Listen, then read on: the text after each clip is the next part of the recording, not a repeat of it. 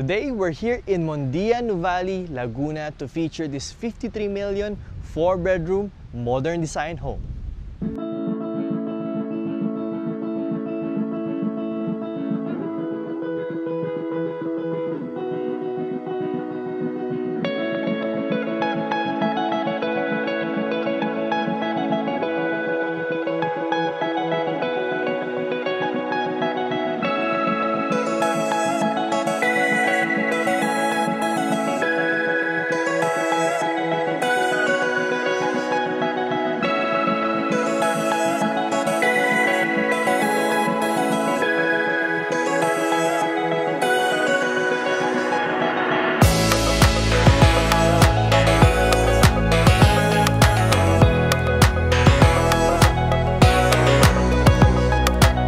This property sits in a lot area of 305 square meters with a floor area of 450 square meters. It is 3 stories, 4-bedroom with each its own toilet and bath, a maid's room with its own toilet and bath, a living, dining, kitchen, and auxiliary kitchen, and meron din po siyang carport for your 2 vehicles.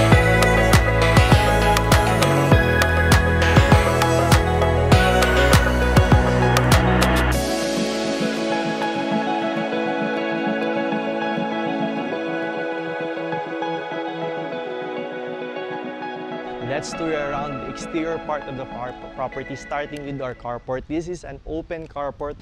It's very safe here in Mondia Nuvali, very tight security. So it's actually managed by Ayala Property Management Corporation, kaya po napakaganda na security dito. As you can see, sobrang linis at sobrang well-maintained po yung village natin.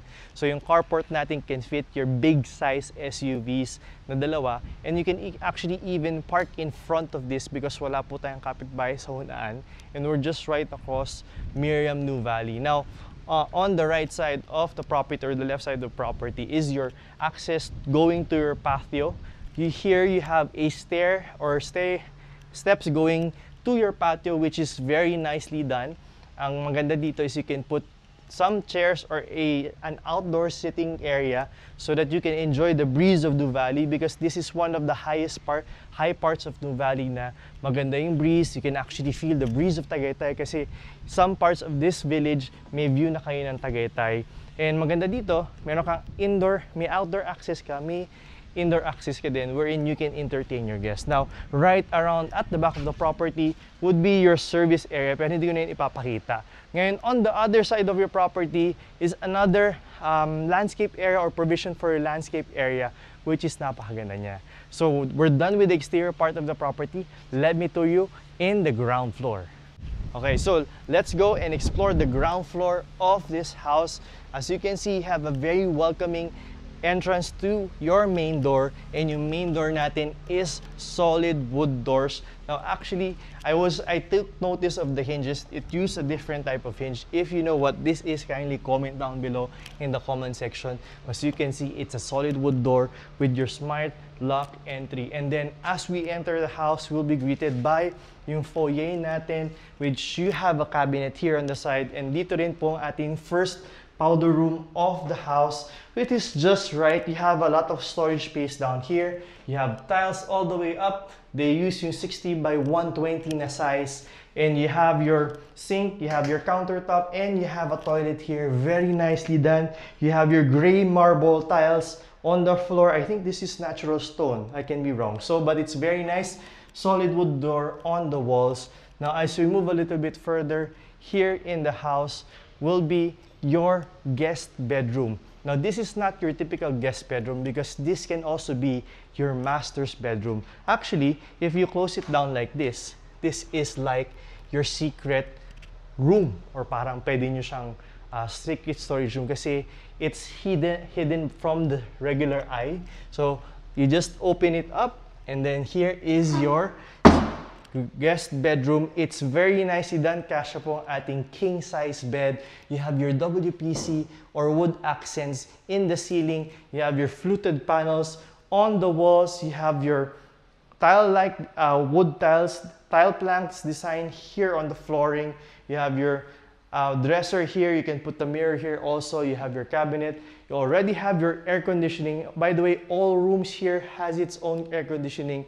And then marami tayong storage room for this. Actually, hindi nga siya guest room. Pwede siya maging master's bedroom if you like it. Hindi lang siya sing-laki na master's bedroom natin, which is you will see later. So, we also have a spacious guest toilet and bath. You have a big mirror here. You have tiles all the way, all over. Very nicely chosen tiles. This is like natural stone design tiles. Actually, comment down below kung anong tiles to. I have to research that. You have your shower, you have your sink, and you have your toilet. Now, moving on, let's go to our living area. Yung living area natin, very nice. By the way, dito rin sa side natin, you have a sliding door going out to the second lanai or sa side of the property. Welcome to our beautiful living area. By the way, the house comes semi-furnished. Most of the furnitures that you see here are included in the property. Kitang-kita niyo naman, brand new siya. Hindi pa tinatanggal yung plastic. And look at this. This is a very beautiful living area. Look at the beautiful chandelier. And baka nga hindi to double height, parang triple height nga yung dating because you can still see the third floor from here. And from where I'm standing, you can appreciate the pattern of the stairs, which is very nicely done. Just imagine living in a house like this, gifting yourself or your family a house like this, and being here every day, enjoying the breeze of the Nuvali, and enjoying the urbanness of Nuvali also, but you're still in the province. Very beautiful. Right beside our living area would be your dining area, and you have your 8-seater dining table already here. You have a solid wood panel, a wood table which also has an access going to the outside, yung kaninang pinuntahan natin. You have your beautiful center light here and another center light here on the other side. And here on this side, you have a nice pwedeng wine or drinking area. Actually, you can place your prized possession ng mga wines here. You can, yung mga spirits natin, mga whiskey, you can display it all here. It's very nice. Diba? It's really nice na pagpasok pa lang, your guests can see it, tapos you can mix up some of your drinks. Now, right across here would be your indoor kitchen or your showcase kitchen, which is made of quartz countertop. Very nicely done. You have a lot of cabinet space. You have a dual sink there. You have your Elba cooktop and range hood. You have the refrigerator included na nakabox pa, hindi pa natanggal. Now, right beside the showcase, by the way, meron din tayong oven, microwave, and meron tayong oven. Now, by the way, here in the kitchen, you have an access going to your auxiliary, which is fully designed already. You have your countertop, you have your cooktop. You already have a lot of cabinet space. You have a very nice sink made out of Hamden. Sobrang ganda po ng quality ng mga ginamit na materials dito. And you also have a space for your laundry. Very well thought of. Hindi na po kailangan mag-laundry sa labas.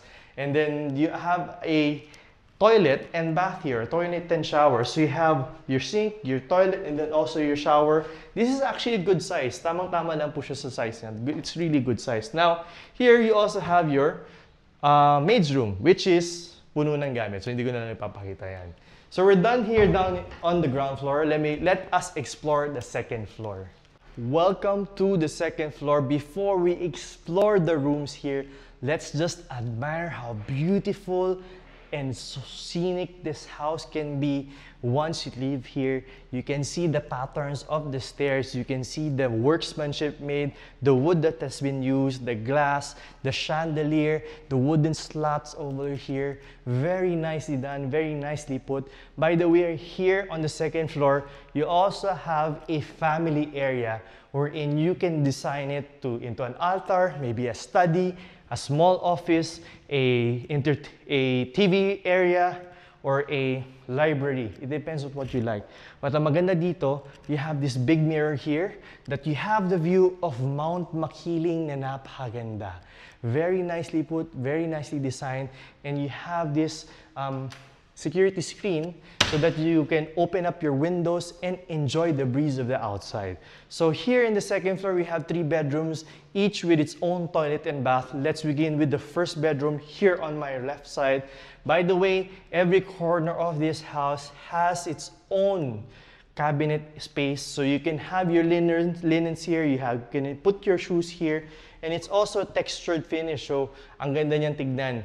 It's really nice to see na hindi parehas yung texture sa buong bahay. You have different types of textures. So welcome to the first bedroom of the second floor. Very good space. You have your split type air conditioning. You have a lot of space to put a king size bed or even a customized bed. You have a full-size cabinet, and you have a lot of windows to enjoy the view of the outside. You can open it up and enjoy the breeze of the outside. Meron din po siyang sariling toilet and bath, which is very nice. It's not just a regular toilet and bath because some builders would make it small, but this one, it's good. It's a very good size. You can enjoy like taking your time, preparing yourself before you go out. Now, right beside this room is almost an identical room.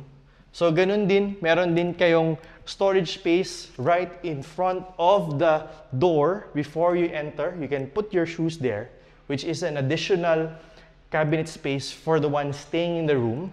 And you have this another spacious room na kasya po yung king size bed because meron na tayong cabinet or full-size cabinet, split type air conditioning, wooden slots, the same as the one at the other room, LED lights, a lot of windows, and you have very nice workmanship, and you have your own toilet and bath, very identical as the first bedroom here on the second floor. Your shower, your toilet, sink, you have your countertop for your sink, and you have your cabinets here with some textured finish. Now, let me show you the master's bedroom. By the way, the master's bedroom, meron siyang konting repairs lang, pero hindi na natin siya papakita sa inyo. Pero this is a very spacious master's bedroom. I really like this. So this is the master's bedroom. Yung master's bedroom natin is a very good space. You have cabinets there. You have a TV rack here, a hanging TV rack here, a rack there where you can put your things. Now, dito po, very well thought of na siya. Meron na siyang side tables already done for you. So you can put your king size or queen size bed here.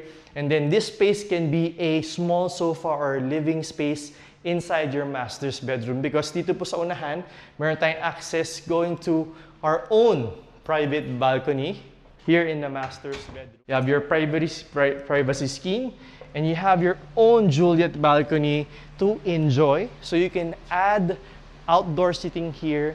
You can add the table here so that you can enjoy the outside because we're still in the valley. So it's a very nice, you can enjoy the breeze, the fresh air, and you just enjoy the peace here in the valley. And then very nice, just imagine sa gabi nito ang lamig dito, especially during the Burr months.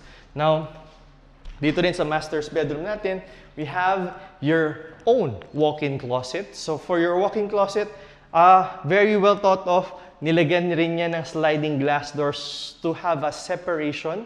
So if the lady or our ladies are preparing, they can close it up. You can put curtains there so that you can enjoy your privacy while you prepare, you dress up. You have a lot of storage space. You have your textured finish, which is used all throughout the house for the cabinets, track lights, and you have your own toilet and bath access here, which is double the size of the two toilets that you have seen. So you have your shower, you have your toilet, you have a longer counter with a lot of storage space. You can put a lot of your towels there. So we're done here on the second floor, done with the master's bedroom. Let me show you the third floor and the last floor of this house. Welcome to the third floor of your house. Very nicely done. We're actually at the end of the tour, and it's just a very nice space wherein you can put an office, a gym, man cave, a ladies cave if there's such a thing. Very nicely done. And you have two balconies, one on that side and on this side, which has almost the same view as the one that you have in your private balcony sa Masters. But this one is a little bit higher, and you get to appreciate Mount Makiling a little bit more. So just imagine having drinks with your friends, maybe coffee in the morning here, enjoying the view of Mount Makiling, maybe enjoying the lights of the valley. Very nice, very nicely done. And then on the other side, let me just show you, meron din tayong balcony pa dun, but it has a different view. It's more of the view of Tagaytay Ridge. So, since we are close to Tagaytay already, ito nakita nyo, this is the view of Tagaytay Ridge. So, this one, I can just imagine if you convert this into a social area for the 3rd floor, this can be a barbecue place for your friends. You can put some tables and chairs here to drink, and yung other side natin parang more on lounge area. This one medyo pwedeng eating area. Depends on what you like. By the way, here on the 3rd floor, meron din kayong sariling toilet and bath. So you don't need to go down on the 2nd, on the 1st floor. Thank you for watching our house tour for today. If you would like to see this property in the actual, or you would like to know more about this property here in Mondia, Nuvali, well, I invite you to contact us in our contact information posted on the screen. We're also on social media. We're on Facebook and Instagram. Now, if you would like to get updated with our latest property listings, you can visit our website, liveinthesouthph.com. Or if you're still looking around and you would like to get regular updates of our upcoming properties that will be posted on our YouTube channel, or new listings or mga project launches here in the South, you can join our Viber community. The link is on the description and on the comment section. Once again, this is Arman Cruz, and I hope to see you soon in my next house tours. Bye guys!